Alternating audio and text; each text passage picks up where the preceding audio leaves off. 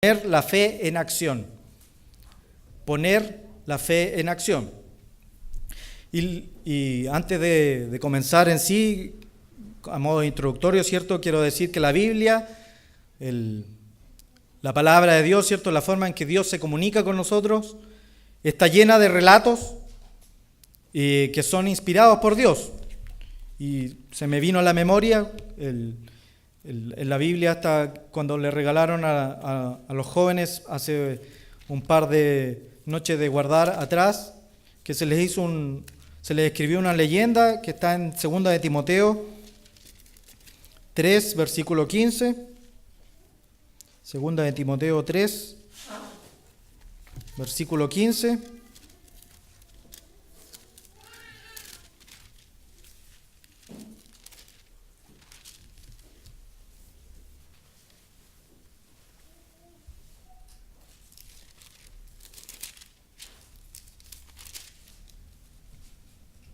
Dice, y que desde la niñez has sabido las sagradas escrituras, las cuales te pueden hacer sabio para la salvación, porque la fe es en Cristo Jesús. Esta Biblia, de lo que se habla el día sábado, los temas que se tratan de conversar, están quizás principalmente dirigidos a los jóvenes, porque en la época que uno tiene para aprender, tiene el cerebro como una esponja, donde adquiere la mayor cantidad de conocimiento. Dice que las que te pueden hacer sabio, ¿cierto? Hay una promoción de las buenas noticias que dice, los sabios buscarán a Dios. Lleva un artículo que salió hace un par de meses atrás, ¿cierto? Los sabios buscarán a Dios.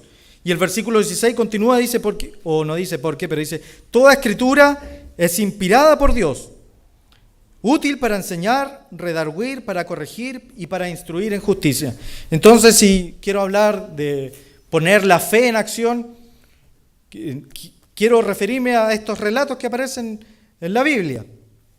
Como dice, ¿cierto? En Corintios, dice que estas fueron escritas como ejemplo para nosotros, para lo que hay en la Biblia escrito es como ejemplo para nosotros. Eso lo pueden leer, ¿cierto? No voy a ir allá, pero si lo quieren anotar, en 1 Corintios 10, el versículo 11. Entonces voy a continuar, a lo mejor, ¿cierto?, con el relato que hizo en parte de su mensaje don Marcelo, que él leyó Josué, pero yo voy a leer Josué desde el capítulo 2. Josué, entonces, desde el capítulo 2.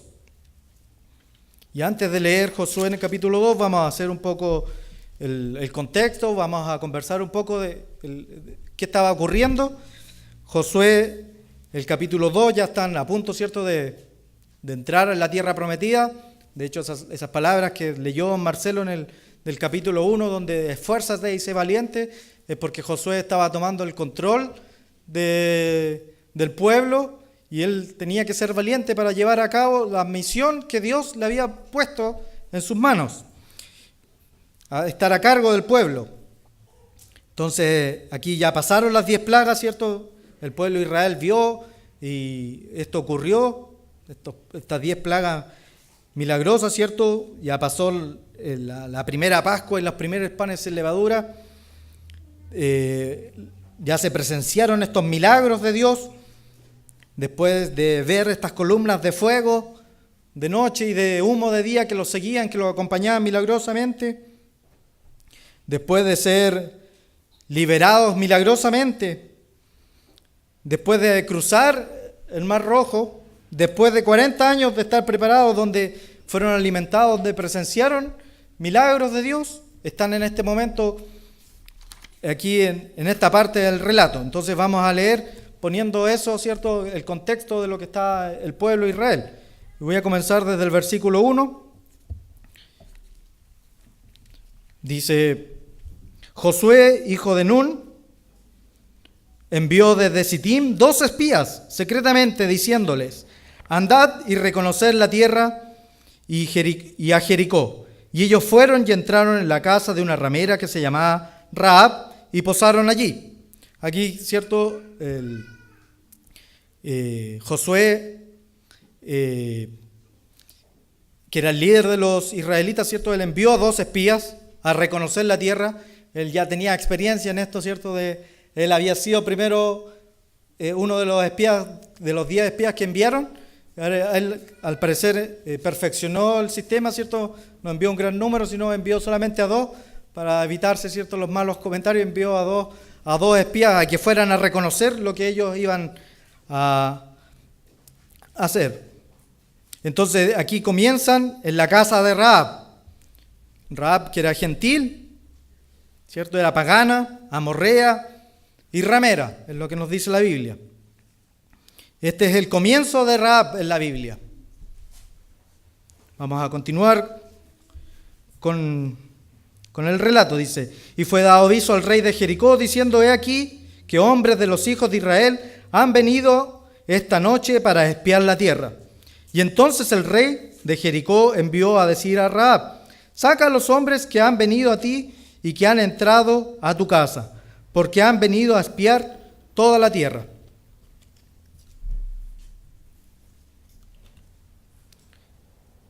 Pero la mujer, el versículo 4, había tomado a los hombres y lo había escondido y dijo: es verdad que unos hombres vinieron a mí, pero no supe de dónde eran. Y cuando se iba a cerrar la puerta, siendo ya oscuro, esos hombres salieron. No sé a dónde han ido, seguidlos aprisa y los alcanzaréis. Entonces aquí y vemos la respuesta que dio esta mujer, y vamos a leer el resto, los otros 2 versículos, para darnos cuenta que ella mintió.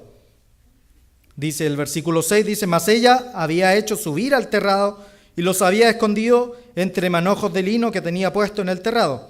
Y los hombres fueron tras ellos por el camino del Jordán hasta los vados de la puerta, y la puerta fue cerrada después que ellos salieron, y salieron los perseguidores. Entonces aquí nos damos cuenta, ¿cierto?, que podemos agregar otro texto al antecedente de esta mujer, que habíamos dicho que era pagana, amorrea, ramera, y podemos agregar acá mentirosa, porque mintió. Entonces aquí algunos pueden pensar rápidamente: bueno, quizás está bien mentir por un buen propósito, o como dice Maquiavelo, ¿cierto?, en su obra, el fin justifica los medios. Esa es la frase maquiavélica. Ahí viene, ¿cierto?, decir que algo es maquiavélico. Vamos a dejar, yo en este caso traje un marcador, pero porque voy a ir rápidamente a Romanos 3, versículo 7. Ustedes pueden dejar el cordoncito que trae la Biblia o alguna otra marca, porque voy a volver a Josué a leer el relato, pero vamos a leer lo que dice el apóstol Pablo a los romanos acerca de este tema.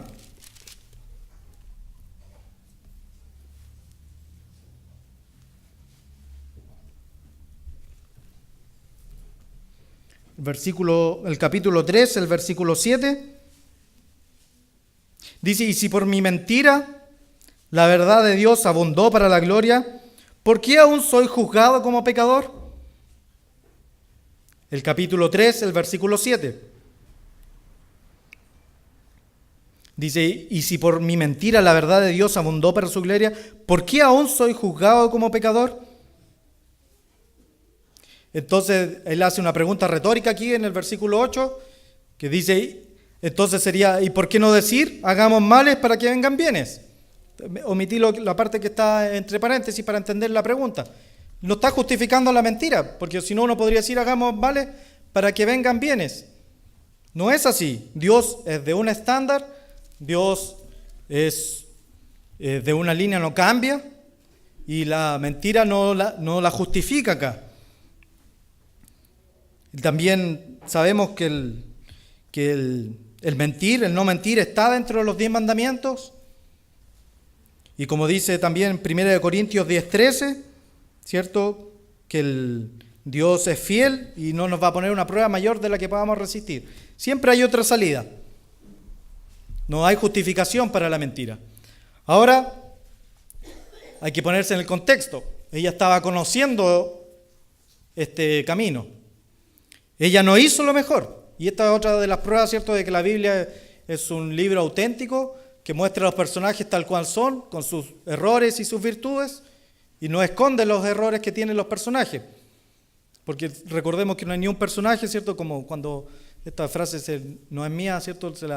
La escuché a don Mario decir muchas veces, cuando el Quijote de la Mancha, ¿cierto? Otros personajes de literatura se muestran personajes perfectos, que nunca se equivocan, que todas las niñas están enamoradas de ellos, así son las novelas, ¿cierto?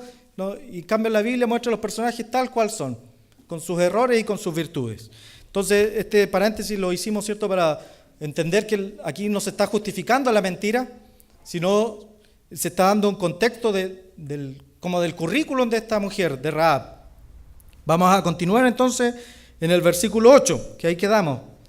Josué 2, ahora el versículo 8.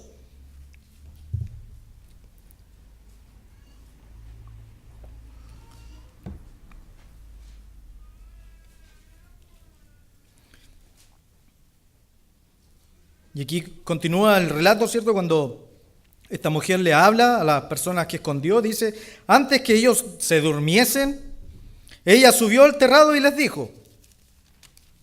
Y aquí hay una frase que dice, sé que el Eterno os ha dado esta tierra.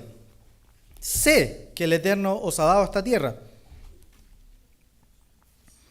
Voy a continuar con el versículo, dice, porque el temor de vosotros ha caído sobre nosotros, y todos los moradores del país ya han desmayado por causa de vosotros. Porque hemos oído del Eterno, que el Eterno hizo secar las aguas del Mar Rojo. Lo que habíamos leído, ¿cierto?, en el contexto de acá, ella dice, hemos oído que el Eterno hizo secar las aguas del Mar Rojo delante de vosotros, cuando salisteis de Egipto, y lo que habéis hecho con los dos reyes amorreos que están al otro lado del Jordán, a Sehón y a Og, a los cuales habéis destruido. Entonces, aquí cuando dice yo sé, ¿cómo pudo saber? Porque ella le llegó esto, en ese tiempo no había periódicos o no le llegaba el boletín semanal, ¿cierto?, por internet, pero sí la comunicación boca a boca y estos relatos se iban dando y lo que había ocurrido en Israel ya había llegado allá. Lo que había ocurrido en Egipto con el pueblo de Israel y todo lo que había ocurrido. Y vemos como esta mujer ya reconoce a Dios. Reconoce a Dios. Dice, yo sé que el Eterno. Es algo, ¿cierto?, que ya podemos empezar a pensar, ¿cierto?, en el título del mensaje, que es poner la fe en acción. Primero, lo de la fe, ¿cierto?, es creer. Y ya sabe, ya cree. Yo sé que el Eterno os ha dado esta tierra. Comienza el versículo 9. Voy a seguir con el versículo 11. Y oyendo esto, no ha desmayado nuestro corazón, ni ha desmayado nuestro corazón, ni ha quedado más aliento en nombre alguno por causa de vosotros. Porque el Eterno, vuestro Dios, es Dios arriba en los cielos y abajo en la tierra. Ya no solo reconociendo que hay un Dios, sino reconociendo que Dios es Dios.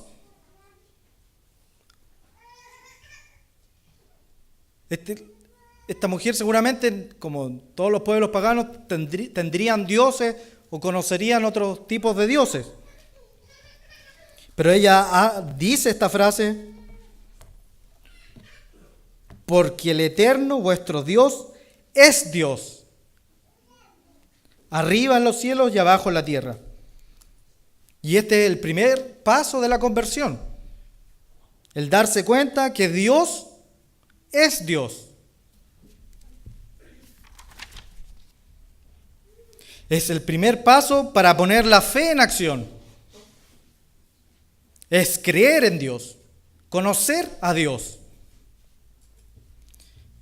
Este es un momento, yo tuve una clase, ¿cierto?, cuando tuve la oportunidad de ir a ABC, donde un profesor nos ayudaba, ¿cierto?, y no sé si lo ocupó en esta clase, en este versículo en especial, pero él nos habló de los momentos ajá, ¿cierto? Ajá, son esos momentos donde uno, como decimos en Chile, ¿cierto?, se nos cae la teja. Este fue un momento de eso para ella, donde ella se da cuenta que Dios es Dios, él conoce a Dios, cree en Dios. Creyó también y también comenzó a confiar en Dios.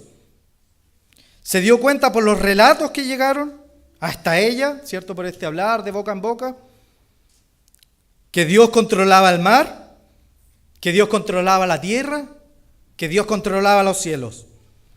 Y quizás es la misma lección que Dios le quiso dar, ¿cierto?, a los egipcios e israelitas cuando los sacó de Egipto.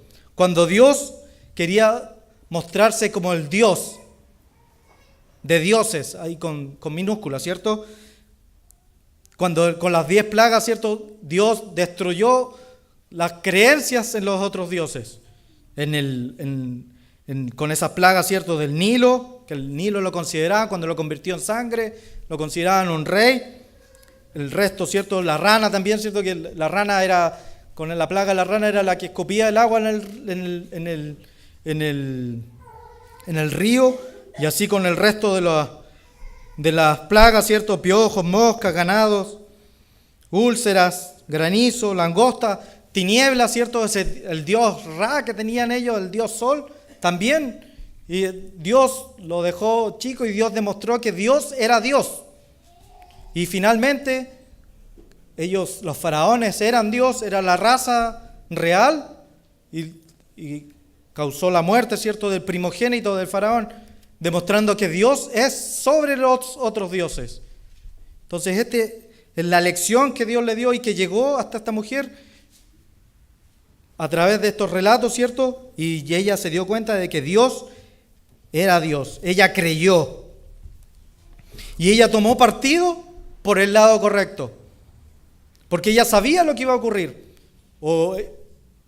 Ella sabía que iban a tomar posesión y que iba a ocurrir, ¿cierto? Lo que iba a ocurrir, que iban a caer los muros y que finalmente el pueblo israelita iba a ganar. Y ella sabía, porque ella creyó, ella confió.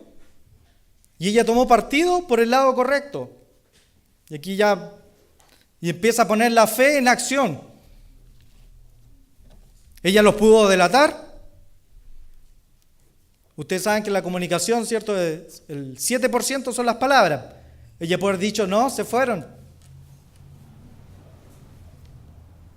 Haber ocupado, ¿cierto?, solamente las palabras para decir y haber delatado. Pero ella puso la fe en acción. Ella creyó, ella sabía que Dios era Dios y por ende, para poner su fe en acción, ella respetó, guardó y cuidó a los representantes de Dios. Y ella lo hizo con valentía. Y ella creyó en lo que no vio.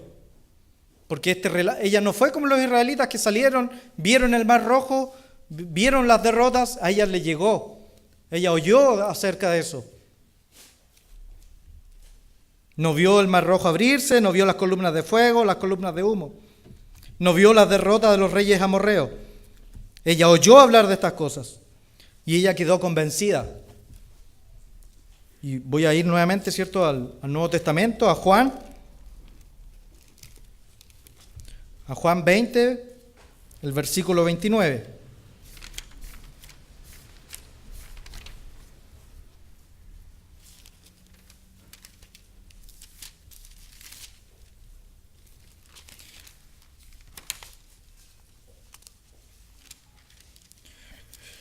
El Evangelio de Juan, el capítulo 20, el versículo 29. Les doy tiempo para llegar porque me cuesta más a mí. El versículo 29 dice, hablando Jesús a Tomás, ¿cierto? Dice, porque me has visto, creíste. Bienaventurados los que no vieron y creyeron. Y, ¿cierto?, en Hebreos 11, el capítulo de fe, esa es la definición de fe. Convicción de lo que no se ve. Y aquí ya empieza a haber, ¿cierto?, una conexión con nosotros el día de hoy. Nosotros que no hemos visto, pero creemos. No hemos visto a Cristo. No hemos visto el Mar Rojo abrirse delante de nosotros. Pero igualmente podemos saber que Dios existe. ¿Cierto? Dios existe. ¿Cierto? Este mes, el marzo, comenzamos con esta serie de estudios, ¿cierto?, familiares, y el tema para para este mes es reconocer que Dios existe, donde hay preguntas que no se puede hacer familiarmente, y nosotros a lo mejor dentro de esta respuesta, ¿cierto?, podemos decir, el viento existe, nadie lo puede ver, pero uno lo puede sentir, puede ver sus efectos. Así también podemos saber que Dios existe. Bienaventurados, dice el Señor Jesús, los que no vieron y creyeron. Ahora, no es solo creer que existe. Esa es la primera parte. Eso es el comienzo. Después de creer, hay que creerle. Poner la fe en acción. Tomar partido por las cosas de Dios. Guardar sus mandamientos. Guardar sus leyes. Guardar sus fiestas. El sábado incluido. Ustedes están acá, ¿cierto?, el día de hoy, porque toman partido por Dios, porque le creen a Dios. Creen en Dios y le creen a Dios. Y toman partido por el lado correcto. La mayoría de las personas que creen en Dios dicen, pero yo tengo mi propia versión de Dios. O yo creo en Dios, pero las partes que me gustan de Dios. O yo lo veo a mi manera, como a mí me acomoda. En cambio, Rahab y nosotros, ¿cierto? O Rahab, ella cree en Dios, ella sabe que existe y ella le cree a Dios. Ella conoce el plan de Dios. El plan que tenía, ¿cierto?, de destruir Jericó. Lo conoce.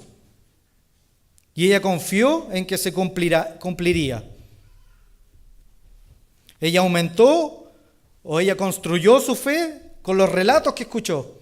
Así como nosotros tenemos la Biblia, ¿cierto?, para aumentar, para construir nuestra fe.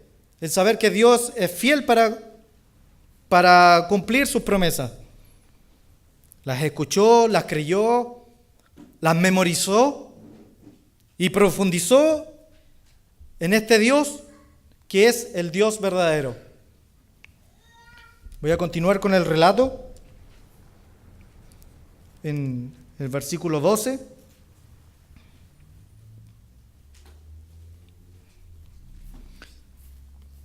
Dice, os ruego pues ahora que me juréis por el Eterno, como he hecho misericordia con vosotros, así haréis vosotros con la casa de mi Padre,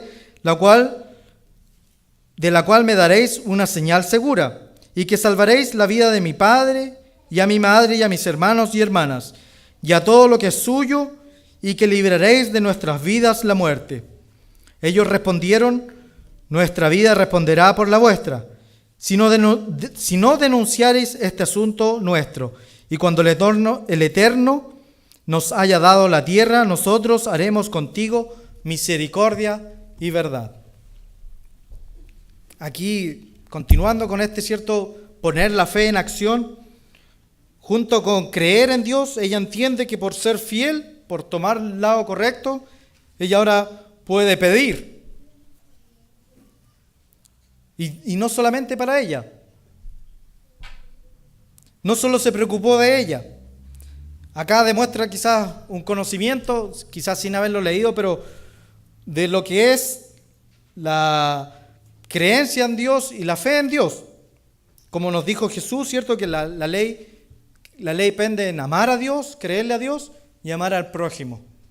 O al próximo, al que está cerca de ella. Ella ama tanto a Dios como a los que están cerca de ella. Y ella no solamente pide para ella, sino que pide para su familia. Y acá podemos hacer otro paralelo entre ella y nosotros en estos días.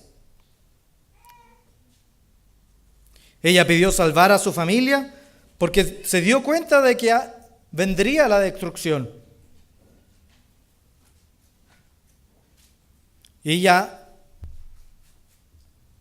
La destrucción de la ciudad donde ella había nacido, donde ella había vivido. Ella, al ponerse al lado de Dios, estaba dispuesta a dejar el mundo que tenía.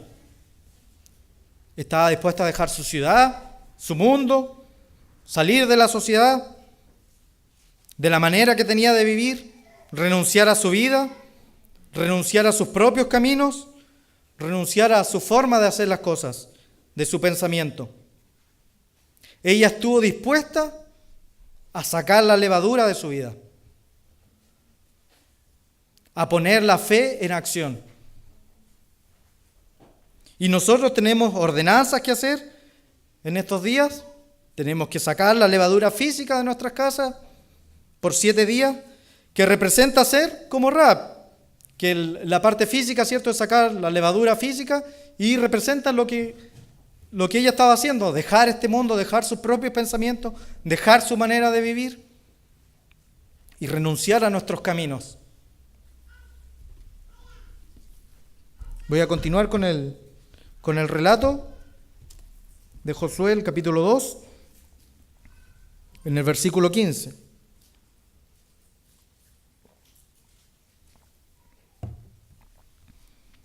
Dice: entonces ella los hizo descender con una cuerda por la ventana, porque su casa estaba en el muro de la ciudad, y ella vivía en el muro. Este es un dato muy interesante, después nos vamos a dar cuenta por qué.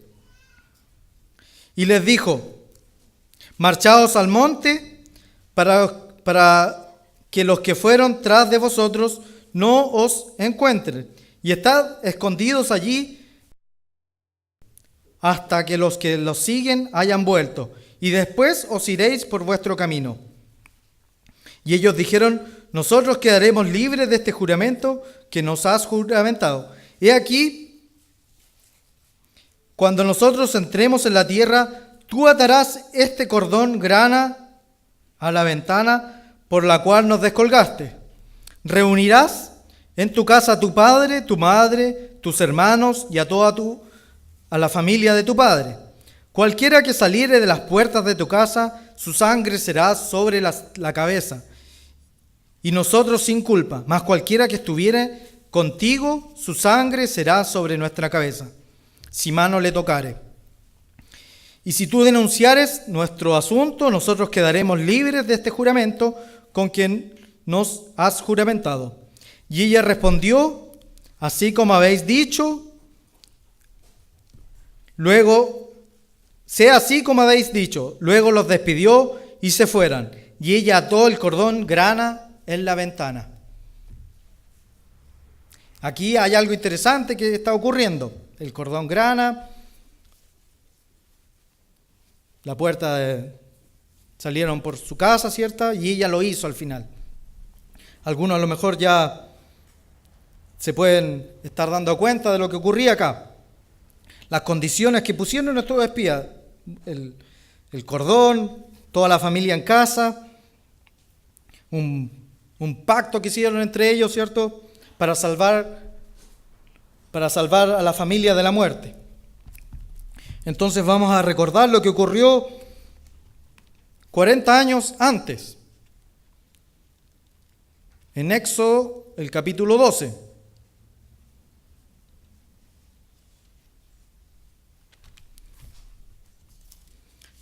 Éxodo capítulo 12, donde está el relato, ¿cierto? El día miércoles, don Omar dio un estudio de esto, de la Pascua, y sobre todo en el Antiguo Testamento. Y aquí en el versículo, desde el versículo 22 voy a leer. Dice: y tomad un manojo de hisopo y mojadlo en la sangre que está en un lebrillo, y untad el dintel y los 2 postes con la sangre que estará en el lebrillo. Y ninguno de vosotros salga de las puertas de su casa hasta la mañana. Dice: porque el Eterno pasará hiriendo a los egipcios cuando vea la sangre en el dintel y en los 2 postes.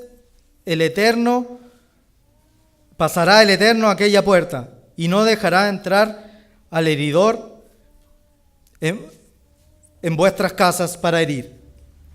Y el versículo 28 al final dice: y los hijos de Israel fueron e hicieron puntualmente como había mandado Aarón, Moisés y Aarón.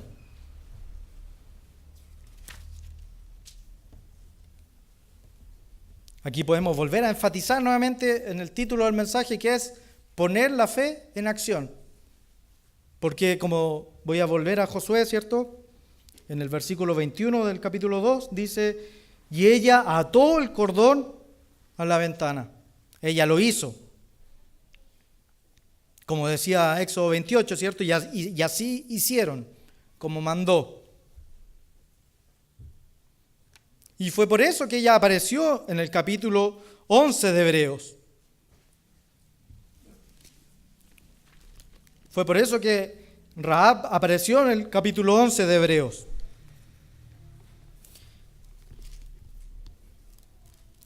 Y vamos a ir hasta allá, ¿cierto?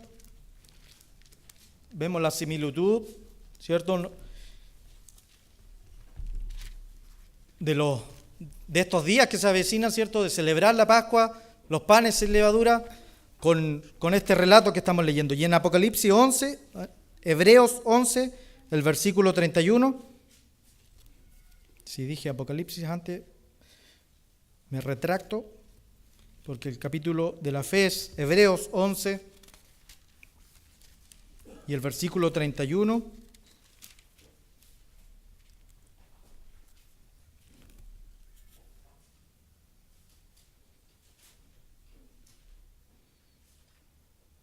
Dice, por la fe Rahab, la ramera, no pereció juntamente con los desobedientes. Y aquí dice, no todos creyeron, o sea, esto lo pongo yo, no todos creyeron, porque dice, no con los desobedientes. Es más, o nadie más obedeció. Es decir, que a lo mejor otros entendieron, otros no creyeron, porque estos relatos, ¿cierto?, que ella escuchó de voz en voz, no fue la única que escuchó de esto. Es decir, que hubieron personas que quizás creyeron y no entendieron, o no quisieron creer, y desobedecieron las advertencias de Dios. En Santiago 2, en el versículo 3, también sale mencionada, versículo 23, voy a leer, que es el libro que está después de Hebreos. En el versículo 25 aparece Rahab, pero voy a leer desde el 23, por una conexión que hay acá entre Abraham y Rahab. El versículo 23 dice, y se cumplió la escritura que dice, Abraham creyó a Dios y le fue contado por justicia, y fue llamado amigo de Dios. Y el versículo 24 dice, porque vosotros veis pues que el hombre es justificado por las obras, no solamente por la fe. Hay que poner la fe en acción. Le creo a Dios, a ponerlo en acción.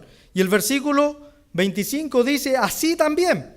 Y había dicho que Abraham había sido contado como amigo de Dios. Así que podemos extrapolar, ¿cierto?, que también Rahab fue llamada amiga de Dios, porque puso la fe en acción.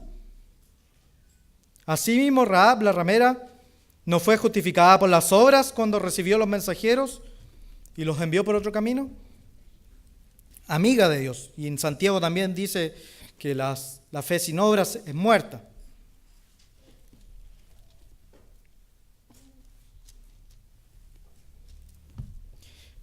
Vamos a pasar ahora al capítulo 6 de Josué para ver la resolución de esto, ¿cierto? Porque esto, el relato que nos dice, leímos por completo el versículo, nos faltaron algunos versículos, lo pueden continuar, ¿cierto?, después ustedes, un par de versículos del capítulo 2, pero vamos a ir a la resolución de esta historia de Rahab y Jericó en Josué, en el capítulo 6. Y antes de eso voy a leer un estudio bíblico que hizo don Mario para también seguir reforzando esta suerte, ¿cierto?, de paralelo que he hecho entre nosotros, los días que se avecinan y la historia que acabamos de leer. En la página 2 del estudio número 94, que es de Josué 6, dice, vemos el significado espiritual de Jericó. Escribe don Mario. Después dice, recuerden que Jericó había sido vecina de Sodoma y Gomorra. Más adelante, el párrafo que sigue dice, todos estos acontecimientos suceden durante la Pascua y los panes sin levadura, con buenos motivos. Primero vino la circuncisión del pueblo, que significa el cambio de corazón de un pueblo obediente. Luego la Pascua, donde se consagran a Dios mediante su perdón y rodean la ciudad una vez durante los 6 días de los panes sin levadura. Y el último día de panes sin levadura, que significa eliminar la levadura o en forma simbólica, o el pecado de nuestras vidas, o en forma simbólica el pecado de nuestras vidas, el pecaminoso Jericó es destruido. De modo que Jericó es un símbolo de los sistemas de este mundo, que los tiempos del fin serán derribados por Dios. Más adelante, ¿cierto? Otro párrafo dice: las 7 vueltas de los sacerdotes también son importantes de entender. En la Biblia el número 7 representa una obra consumada, como los 7 días de la creación. Así las 7 vueltas con el arca, donde mostraba la presencia de Dios, simbolizan el juicio completo de Dios sobre Jericó, tal como juzgó personalmente a Sodoma. De igual forma, en los tiempos del fin, habrá 7 ángeles que tocarán 7 trompetas alrededor del mundo entero para anunciar que la hora del juicio ha llegado. Y luego derramarán 7 plagas sobre la tierra que representan el juicio de Dios consumado.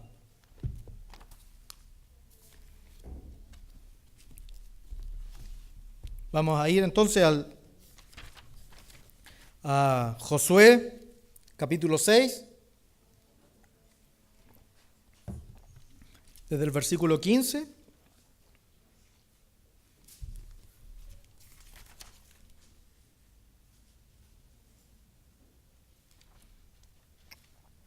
Dice: al 7º día se levantaron al despuntar el alba y dieron la vuelta a la ciudad de la misma manera 7 veces. Solamente este día dieron la vuelta alrededor de ella 7 veces. Y cuando los sacerdotes tocaron las bocinas la 7ª vez, Josué dijo al pueblo: gritad, porque el Eterno os ha entregado la ciudad.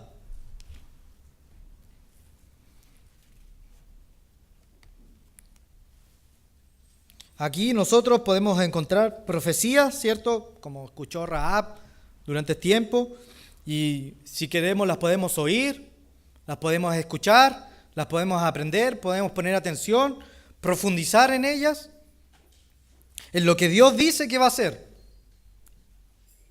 Dios dijo que iba a tomar Jericó y la iba a destruir, y lo hizo. Hoy nos dice que volverá a tomar posesión de este mundo y lo hará. 7 vueltas, 7 trompetas. En Primera de Tesalonicenses, ¿cierto? Voy a volver acá a Josué 4:16, donde habla de esto, de la voz y la trompeta, como acabamos de leer, ¿cierto? En el relato de Josué. Primera de Tesalonicenses 4, el versículo 16. Porque el Señor mismo, con voz de mando, con voz de arcángel y trompeta de Dios, descenderá del cielo, y los muertos en Cristo resucitarán primero. Con voz de mando y con trompeta. Como dice el versículo 16, gritad, y también, ¿cierto?, las trompetas que sonaron.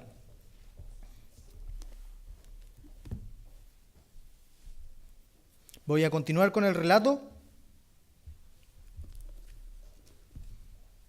El versículo 17 dice: y será la ciudad anatema con todas las cosas que están en ella, solamente Rahab la ramera vivirá con todos los que estén en la casa con ella, por cuanto escondió los mensajeros. Y aquí hay algo importante, ¿cierto?, que es bueno aclarar, ¿cierto?, que hay un versículo de la Biblia,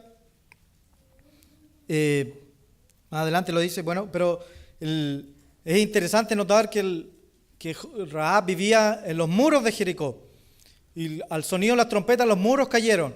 Es decir, que la casa de Rahab finalmente debió ser destruida. o sea, ella fue salva no solamente porque los soldados del ejército de Israel le perdonaron la vida, sino porque Dios la salvó. Dios fue principalmente el que rescató a Rahab de la muerte, porque cayeron los muros donde ella habitaba.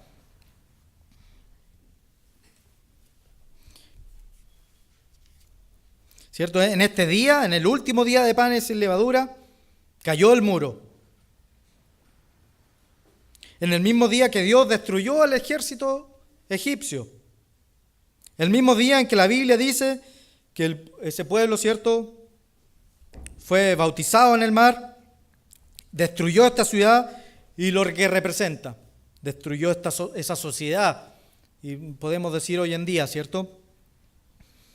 Y el versículo 25 dice: mas Josué salvó la vida de Rahab y a la casa de su padre y todo lo que ella tenía, y habitó ella entre los israelitas hasta hoy, por cuanto escondió los mensajeros que Josué había enviado a reconocer a Jericó.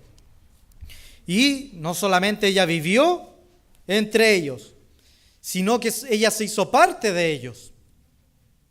Y eso lo podemos leer, ¿cierto? Vamos a ir a Mateo 1, el versículo 1, al comienzo del Nuevo Testamento, el primer versículo del Nuevo Testamento. Y a veces, ¿cierto?, cuando uno lee la Biblia y lee genealogía, uno la lee porque le tocó en el plan de lectura y dice: no la entiendo muy bien, ¿para qué tanta genealogía? Y a veces es porque uno no entiende todos los propósitos que Dios tiene. Pero cuando lee la genealogía y le va a encontrar a lo mejor el propósito para esta, no estoy diciendo que sea el único propósito, estoy diciendo que aquí podemos encontrar un propósito para esta genealogía, de que ella no solamente vivió con ellos, con los israelitas, sino que ella se hizo parte de ellos. Entonces aquí dice: libro de la genealogía de Jesucristo. El versículo 2 dice: Abraham engendró a Isaac, Isaac a Jacob, y Jacob a Judá. Y luego continúa, ¿cierto?, con Judá, Esrom, Aram. Y el versículo 5 dice: y Salmón, no Salomón, dice Salmón, engendró de Rahab a Boz. Boz engendró a Obed, y Obed a Isaí. E Isaí engendró al rey David. Rahab se casó con Salmón y fue la bisabuela del rey David. Fue parte de la familia física de Cristo.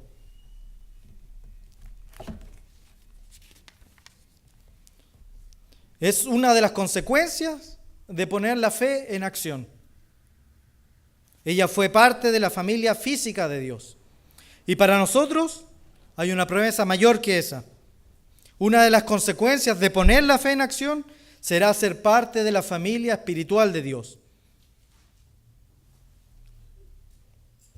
Esta historia, ya para ir concluyendo, nos muestra que no importa de dónde vengamos, cuál sea nuestro currículum, no importa los antecedentes, somos constructores de nuestro destino. Hemos escuchado de Dios y de sus obras. Vamos a creer en Dios. Vamos a creerle a Dios. Vamos a responder al llamado que Dios está haciendo con nosotros. Vamos a guardar su Pascua. Vamos a guardar sus panes sin levadura, como Él lo ordenó. Vamos a sacar la levadura física de nuestras vidas y vamos a sacar la levadura espiritual, a intentar sacar la levadura espiritual de nuestras vidas. Vamos a profundizar en las cosas de Dios y vamos a poner la fe en Dios y vamos a poner esa fe en acción. Buenas tardes a todos.